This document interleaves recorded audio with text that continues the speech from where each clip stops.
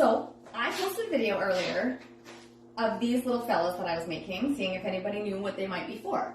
And yes, of course, it's for the railing. The railing was sitting right there. But anyways, when I went out to measure these hand railings, and I got there, the top to bottom measurement was off by like at least a ½ inch. So these posts that I have to attach it to, completely out of square. So rather than building the railing itself out of square, I decided to make these little pockets that you can put onto each railing. So you have all 4 side pieces.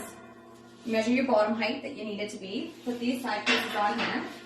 And then you can bolt those right into the posts. Because I built this to the shortest measurement, so ensuring that it'll fit from side to side. They'll squeak in there. And then you can bolt them to the post. And then once you have everything centered, your uprights to your post, exactly the same on either side, then I have tapped some holes in the bottom here, so you'll throw up a bolt on either end to ensure that it doesn't wiggle around afterwards.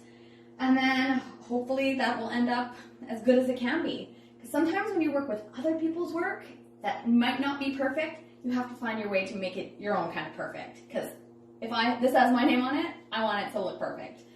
So anyways, it's something that I came up with that may not be a new idea for some of you, but it was for me, and I thought that I thought of it anyways. So yeah, maybe that might be helpful for somebody else and doing a hand railing. I can only hope that it would be. But it's off to Canada's powder coating before I go up to install it, and I'll keep you guys posted. Have a happy Friday!